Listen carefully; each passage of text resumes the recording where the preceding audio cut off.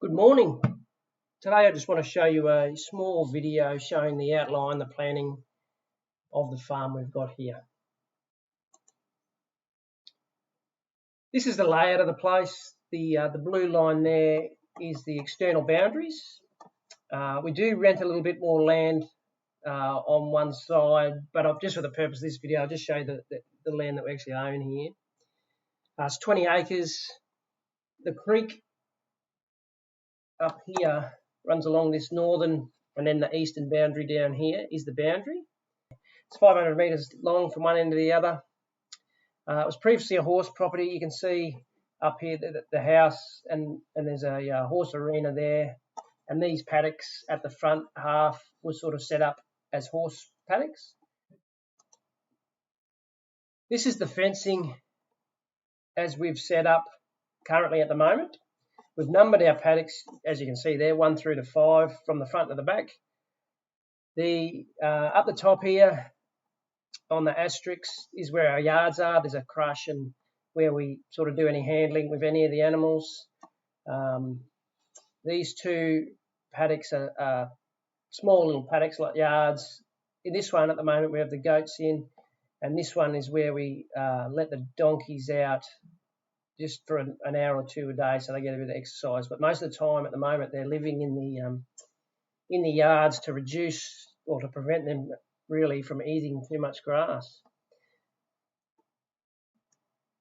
The yellow lines are the fencing around the place. A lot of it we've put in since we've taken over. Some of it was in place. This sort of system down the front here was in place. So these two paddocks were pretty much the same. When we got here, they had electric running around the inside, again set up for horses. The red lines here are the projects that I want to do still. What I'd like to do is these yards up here, either divide it in half, or probably even better to put two fences in, divide it into 3 separate yard sort of paddocks that we can separate animals or manage them a bit more effectively. And the one at the front there, probably just a single fence across there so we can, again, separate animals, have a bit more flexibility with how we deal with things. This fence, there was a fence across this part here at one stage, but it's been damaged. It's barely even there. So again, if I could just string a fence along that short area, that would give us another little paddock in there. There's the hassle with this one. Down here on our southern boundary is a 4-strand barbed wire fence. But I think on the next slide, yeah. So basically, what happened? Well, 3 times in 2022, we've had flooding down through this creek, and this creek flows from the top of the screen to the bottom, essentially.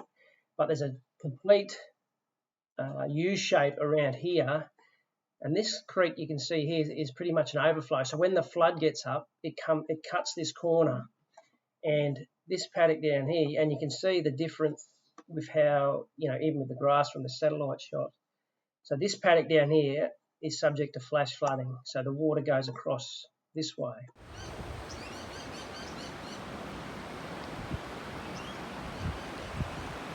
Back paddock, well and truly flooded.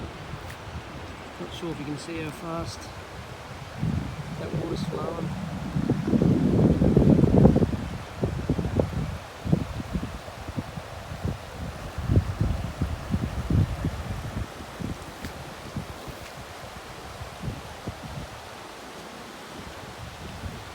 Twice last year I've completely replaced this barbed wire fence here, which costs a lot of money and a lot of time.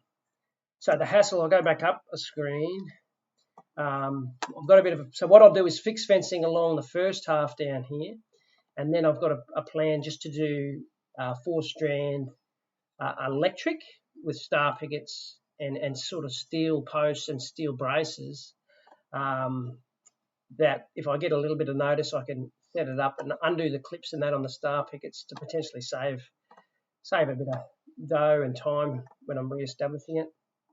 So at the moment, that is the yellow that's there, but if I build this right up to here, that gives me that full complete laneway, so I can on my own manage the cattle, the sheep, whatever, any animal, to get them up and up into the yards up here. Just an easy way of handling it. So I can get animals from any paddock on my own up into the handling spot if I need to do something with them. On this one, this line here over on the left, so in February 2022, we had a big flood. So it started off initially as a flash flood, and then that receded, and this creek flows down into the Mary River, which flooded, and which caused this creek to backfill, you know, and so slowly the whole place flooded. So the only place that didn't flood was really around the house. Before the flood come up quite a bit again overnight. It's just stopped rising now, which is good, but it rained a lot last night, so I expect all that water to come down and push it back up again. There's water all around us. We're just sitting on this hill up here. This is so the green sort of ovals here is where I want to put some fruit orchards. That's a higher ground, and again it's hard to tell on this shot, but this creek is quite deep. The banks are quite deep. It's probably 10 metres down from the side of the creek into the creek itself, and then right in these areas here, there's a gully down this way. You can see there where this little dam flows into the gully, and then before this dam was made, the gully would have flowed down straight through there. But on either side of these two gullies, there's high ground there as well. So there's three spots out of the day-to-day flooding, and it'll only be on a major flood, sort of once every generation flood, that this area here would go under. So I want to put some fruit orchards there, some tropical trees, etc. This is the watering system. So currently there's blue tanks there. This one's a 200-litre tank, and this one's a 400-litre tank.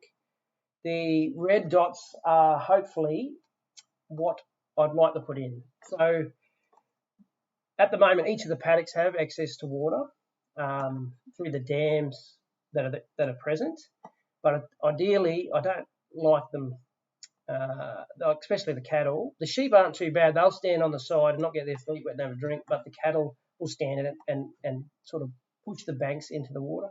This dam in particular, the cattle, when they're in this paddock, they do drink out of that dam, but they are, you know, treading it, and won't be long before they wreck it. So what I'd like to do is set up the, basically what I've got now, there's a tank up here, and I can gravity feed or pressure feed water down, and there's float valves in each of the tanks, and they're all connected in line. And all I need to do is get the other tanks and put them in position in line there. So that's the plan. That's what we want to do, manage the animals as best we can with just using the grazing available to us here without having to buy in hay or grain or anything like that, and make it as easy as I can to manage on my own. Thanks for watching.